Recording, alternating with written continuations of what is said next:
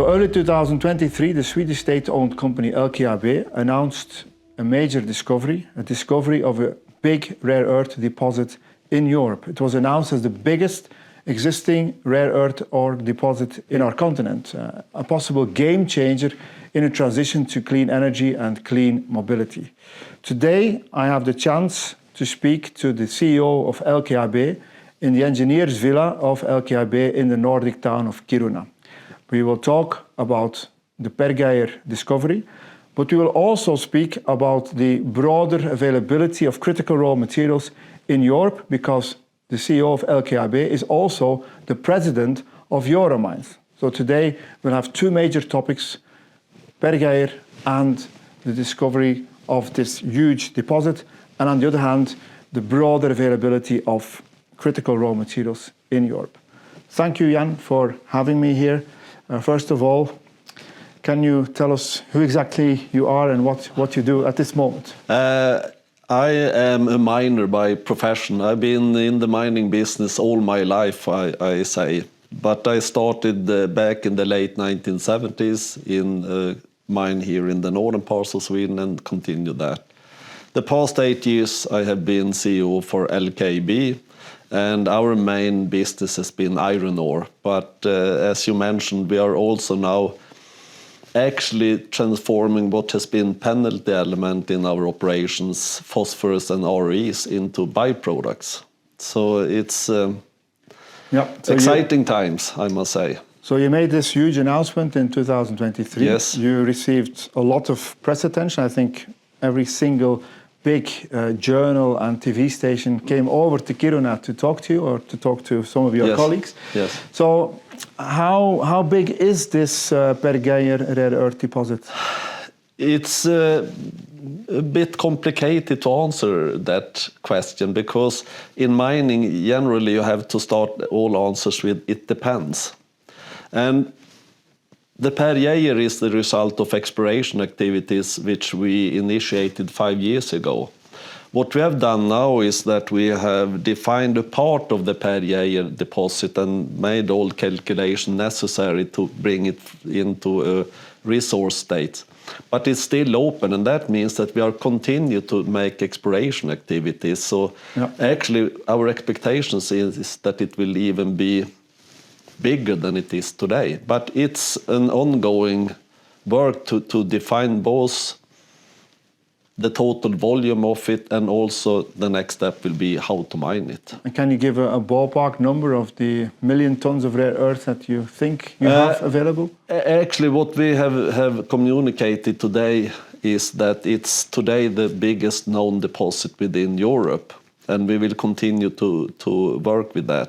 But it's, as I said, we are in early stage. Now it's a deposit. The most important thing for now, and that is in the phase we are in, is how to mine it, and what will the output from the mining activities be from this deposit.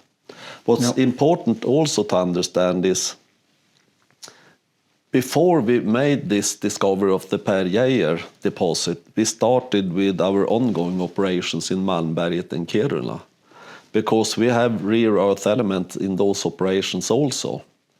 So what we was heading for was to how to extract that, and we have plans now to develop an industrial park in Luleå to develop REs and phosphorus from Malmberget and Kiruna operations as is.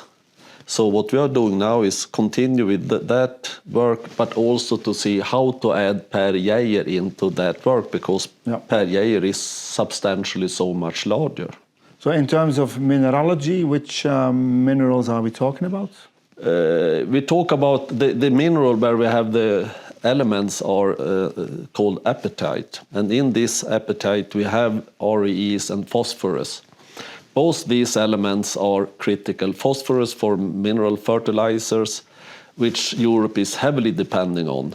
Today we almost import all our needs of phosphorus from Russia or North Africa. We have some small production within Europe, but quite narrow. REs, the major volumes of the REs in this deposit, there are those who is used for permanent magnets. Because REs, there are a number of them, the light and the heavy REs. So it's the most important, at least for us, are those used for permanent magnets. So the neodymium and the dysprosium. Correct. Do you have an idea about the ratio, or is that company secret? Yeah, the ratio is very high of those elements. So the focus we are now is to develop a process that we can extract, how to say, a bulk concentrate, and from that bulk concentrate with a high content of these materials produce permanent magnets. Before, I think you were referring to the REMAP project, in which Yes. you also want to reprocess tailings from previous operations.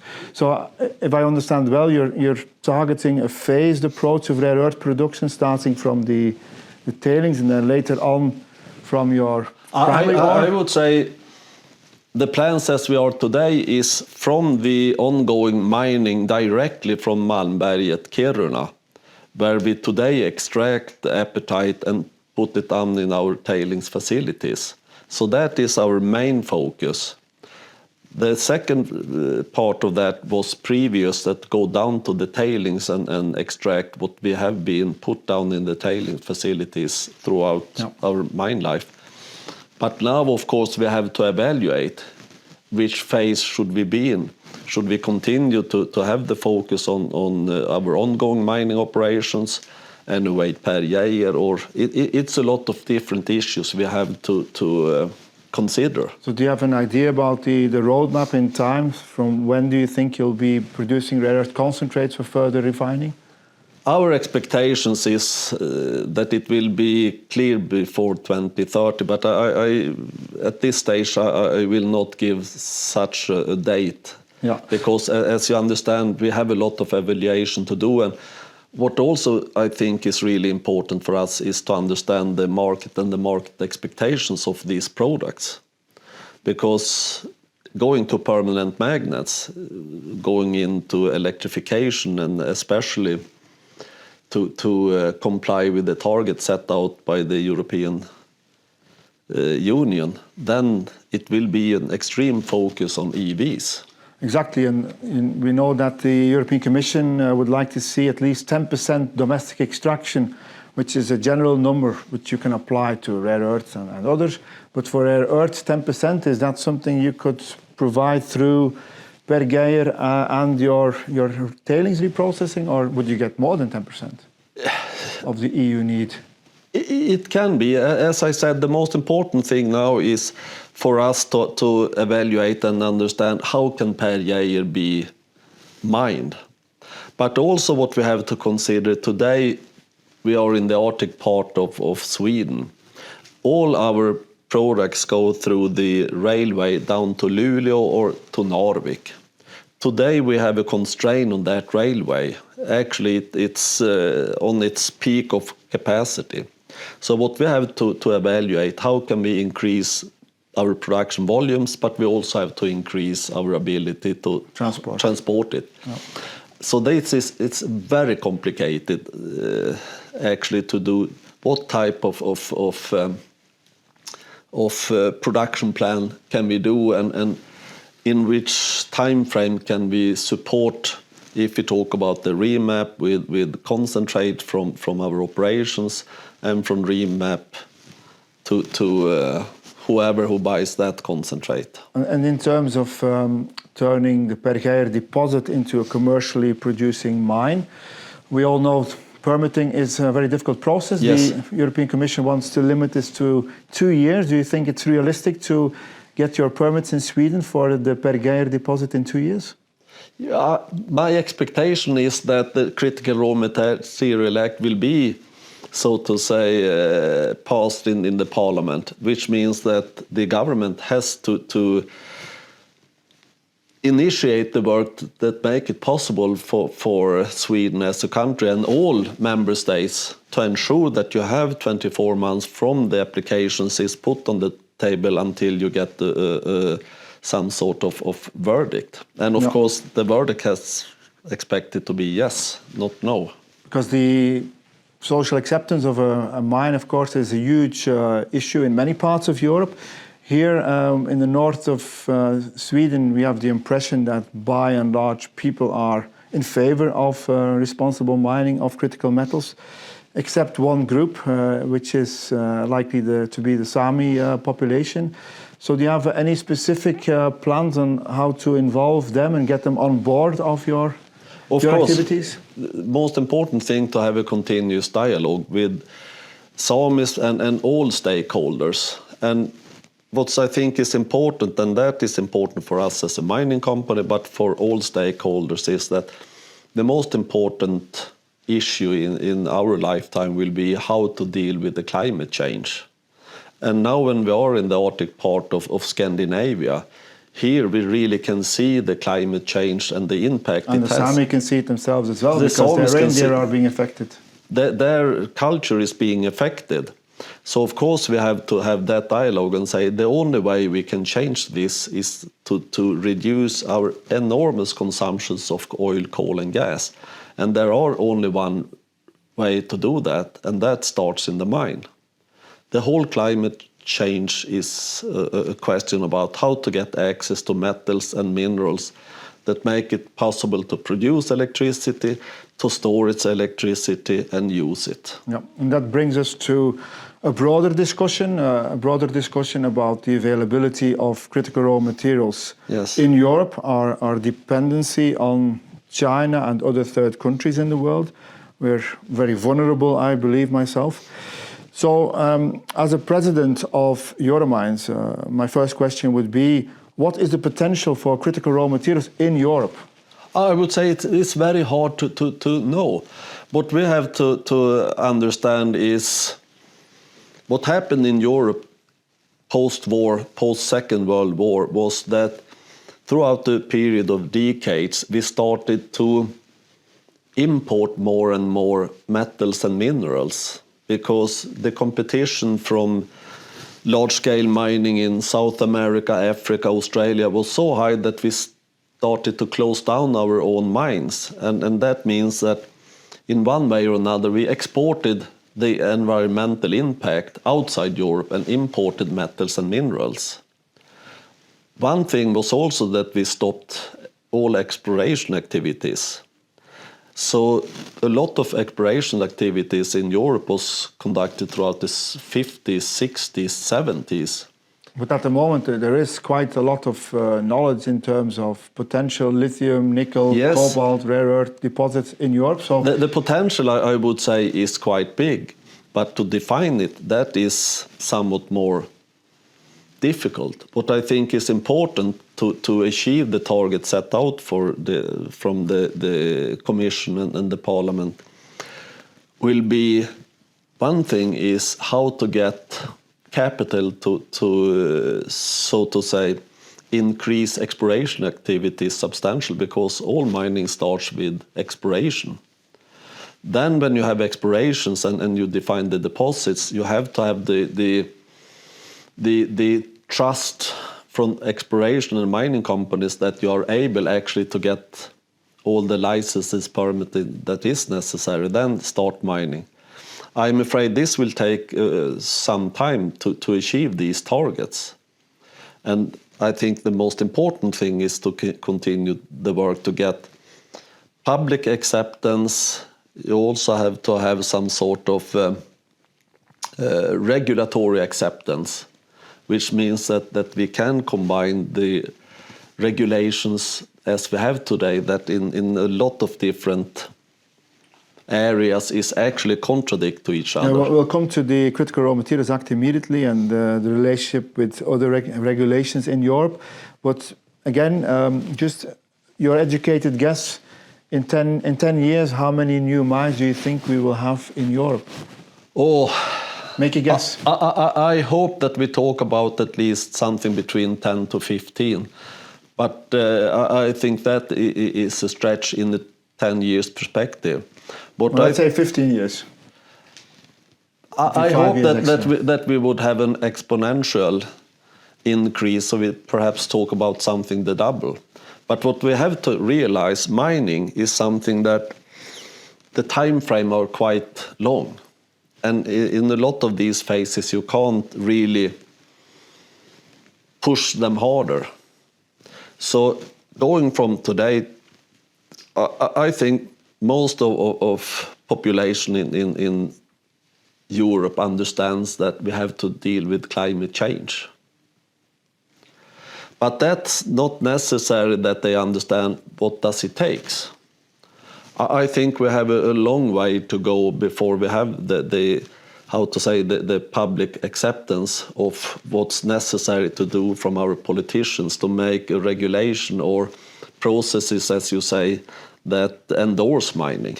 It's not just the consumers that we need to convince, it's also the investors. Investors tend to put their money in gigafactories or in further downstream production manufacturing, but without metals, there's no point in investing in gigafactories. So how do we convince even the European Investment Bank to put more funds into mining, exploration and refining activities? I hope that it will, in one way or another, come natural, because as we see the gigafactories, especially when we talk about batteries, the more and more important in the business plan be how to support them with raw materials. And if you go into batteries, and of a lot of reasons, it's a huge focus for EVs on batteries, because it's very expensive, it's a huge part of the cost for a car, and it's vital. But to produce an EV, you need a lot of these materials. And you have to source the lithium, cobalt, nickel to the batteries. And that discussion is slowly ongoing. It's also clear who is controlling the output of these materials. The next thing is, it's a good thing to have a battery to an electric car, but you also need the electric motor. And then you come the magnets. The magnets. you need permanent magnets, because if you do not have permanent magnets, then you will have to use a lot of copper, and you will have a quite low efficient motor.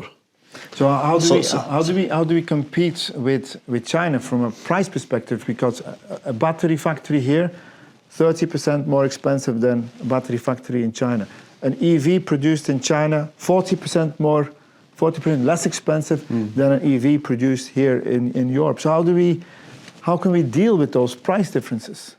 It's two things we must deal with it. The first thing is, as you say, how to get access to capital to both the raw material industry and develop efficient factories. Perhaps the first thing is efficient raw material supply.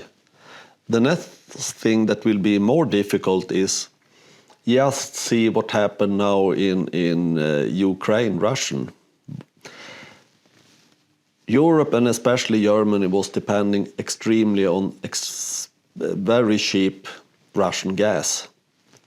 The problem is when you're depending on one source, and one source that is not as reliable as expected, then you have a huge problem.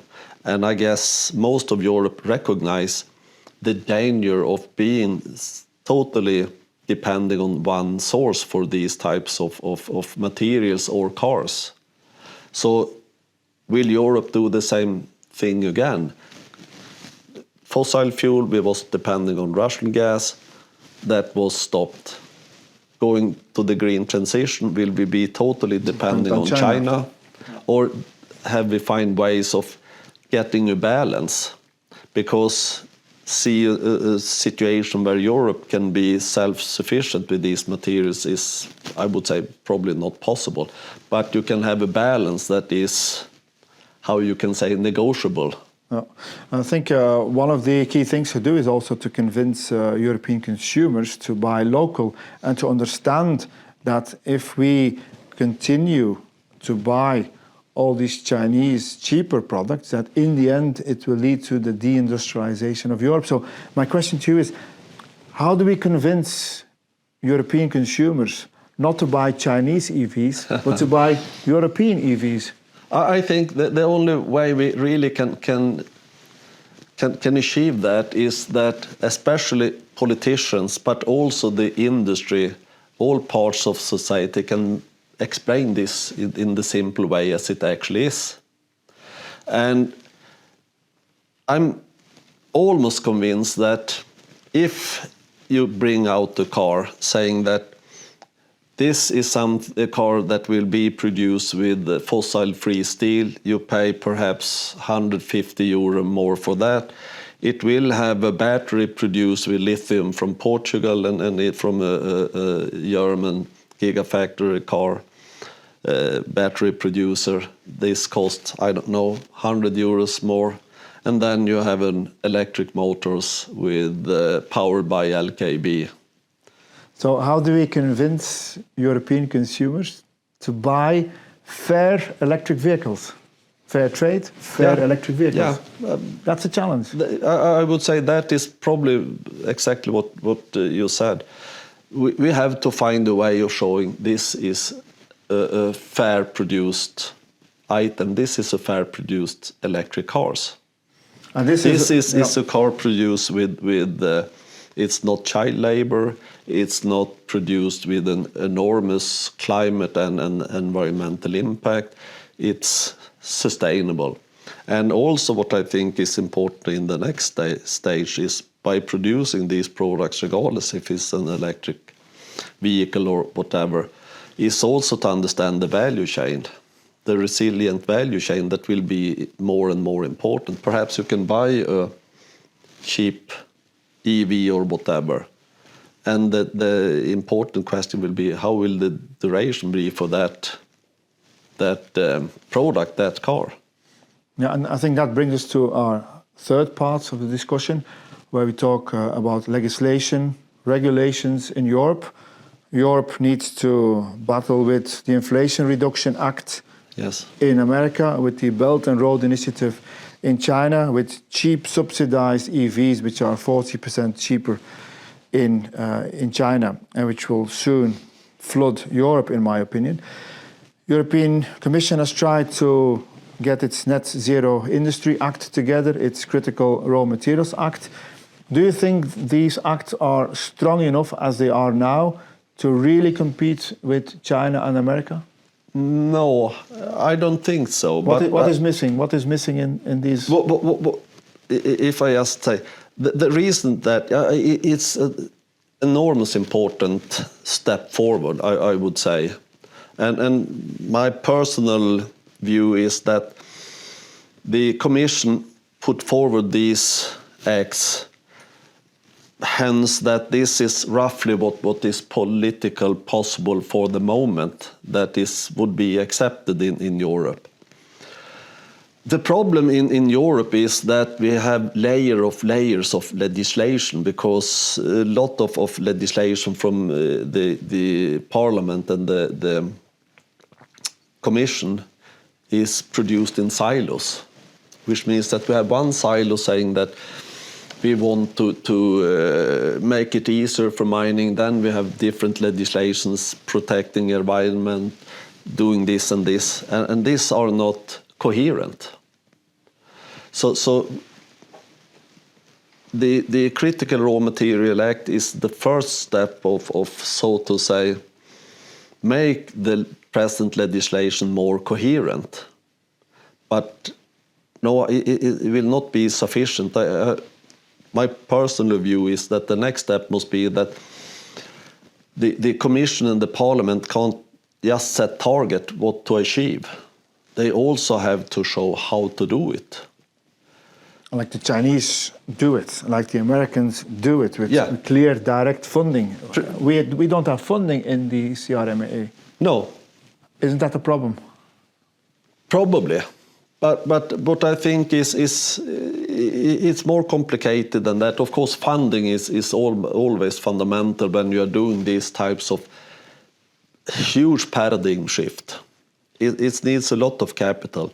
What I think is more important is to find the strategy, and also to understand in which part of legislation has to be changed or adopted, so it will make it easier to pursue, not that we will take down the expectations on the environmental or climate impact.